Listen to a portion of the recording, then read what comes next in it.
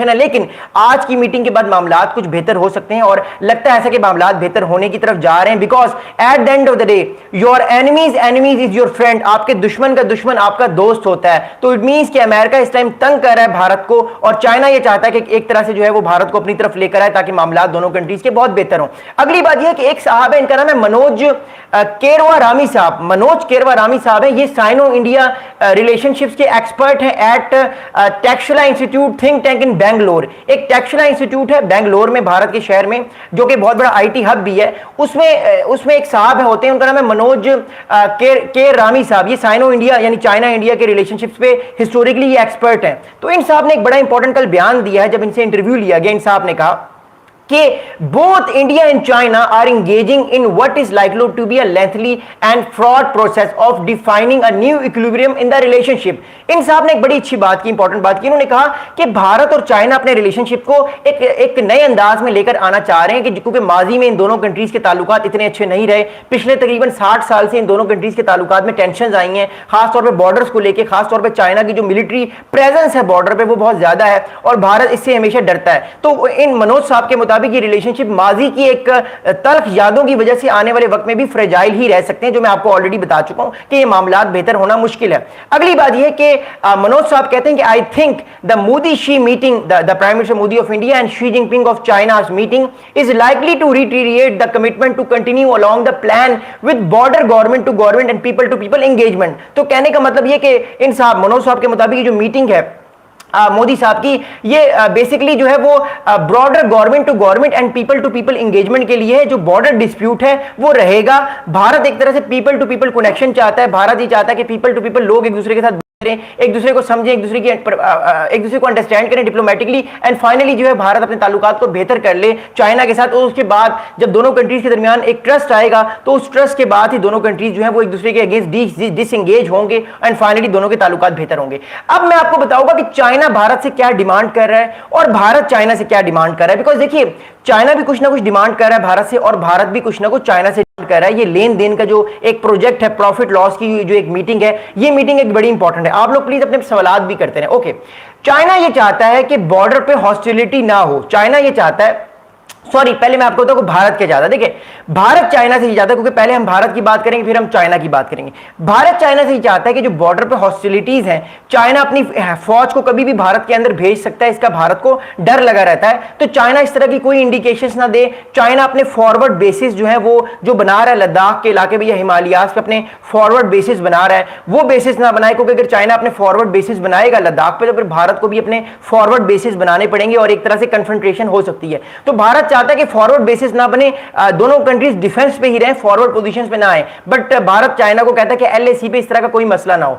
अगली बात यह है कि भारत ये चाहता है कि चाइना जो है वो पाकिस्तान को सपोर्ट ना करे। चाइना पाकिस्तान को, आपको पता है कि अक्टूबर में जो पाकिस्तान चाइना का मामला हुआ, उसमें चाइना ने पाकिस्तान को मल्टी डोमेन ऑपरेशंस के बारे में बताया। पाकिस्तान ने की हेल्प की चाइना ने, जिससे भारत के जो सिस्टम्स थे वो ब्लाइंड हो गए, जैम हो गए, जिससे भारत के फाइटर जेट्स गिराए भी गए बाद में। तो वो सारी चीजें चाहता है चाइना। भारत चाहता है कि चाइना जो है वो भारत की सॉवरेनिटी की रिस्पेक्ट करे और चाइना पाकिस्तान का आने वाले टाइम पे साथ ना दे।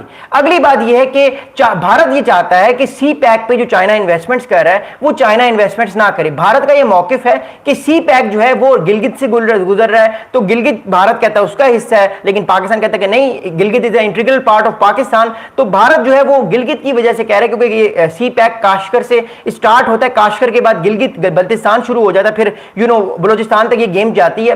तो भारत ये चाहता है कि गिलगित में जो ये सारा सी पैक का प्रोजेक्ट हो रहा है ये ना हो। भारत हमेशा इसके मुखालिफ है। तो भारत चाइना को कहता है कि सी पैक से रिलेटेड वो कॉशियस रखे और उस पर काम ना करे। अगली बात भारत क्या चाहता है, देखिए मैं आपको ऑलरेडी बता चुका हूं, भारत और चाइना की जो ट्रेड है वो 113 बिलियन डॉलर की है, 113 बिलियन डॉलर की ट्रेड है, जिसमें भारत को जो डेफिसिट है वो अनइमेजिनेबली 89 बिलियन डॉलर्स का है। भारत को चाइना के साथ जो डेफिसिट है वो 89 यानी तकरीबन 90 बिलियन डॉलर का डेफिसिट है भारत को, और चाइना को प्रॉफिट है। तो भारत चाहता है किसी तरीके से जो डेफिसिट है चाइना का, भारत के साथ जो ट्रेड हो रही है वो कम हो, क्योंकि अमेरिका भी देखिए यही कहता है ना, अमेरिका भी ये कहता है कि मुझे इतना ज्यादा जो ट्रेड डेफिसिट क्यों हो रहा है, तभी तो अमेरिका ने टैरिफ लगाया। लेकिन भारत अभी फिलहाल चाइना पर टैरिफ लगाने की पोजीशन पे नहीं है। इस वजह से भारत कहता है कि ट्रेड में एक तरह से अगर 90 बिलियन डॉलर का नहीं तो कम से कम 40 या 45 बिलियन डॉलर का डेफिसिट हो जाए, एक तरह से ट्रेड में इक्विलिब्रियम आए। That's why I am saying कि भारत ट्रेड की बात को भी उठा रहा है। अगली बात यह है कि भारत यह चाहता है कि चाइना बांग्लादेश, श्रीलंका, पाकिस्तान, नेपाल, भूटान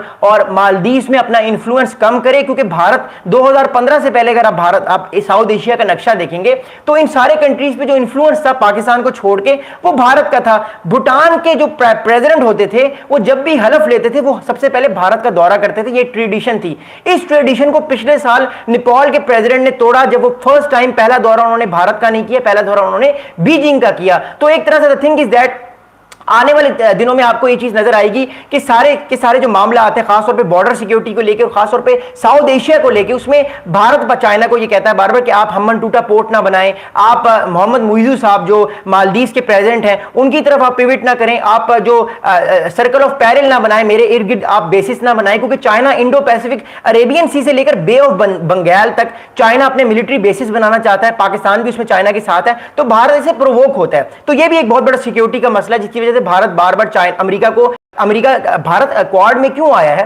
भारत क्वाड में इसलिए आया है ताकि अमेरिका भारत की नेवल फोर्स को तगड़ा करे, ताकि आने वाले टाइम पे भारत चाइना को काउंटर करे अगर चाइना इंडियन ओशन में आता है। अगली बात यह है कि भारत ये चाहता है कि चाइना जो है वो श्रीलंका में, नेपाल में, मालदीव में, भूटान में, पाकिस्तान में और बांग्लादेश में इंटरफेयर ना करे, लेकिन चाइना तो इंटरफेयर करेगा because China is going to be the super power. जो सुपर पावर्स होती हैं वो सबसे पहले तगड़ा करती हैं, इन्फ्लुएंस में लेकर आती हैं कंट्रीज को और उसके बाद फिर एक्सपैंड करती हैं दूसरे रीजन्स में। अमेरिका ने भी हिस्टोरिकली ऐसा ही किया है, सारे कंट्रीज इस तरह ही करती हैं। तो भारत बेसिकली इस टाइम जो है वो इस गेम में जो है वो फंस चुका है, बट आई थिंक भारत जो है वो आने वाले वक्त में इससे निकलने की भी कोशिश करेगा बिकॉज भारत का अपने एलाइज, नए नए एलाइज ढूंढ रहा है। पुतिन साहब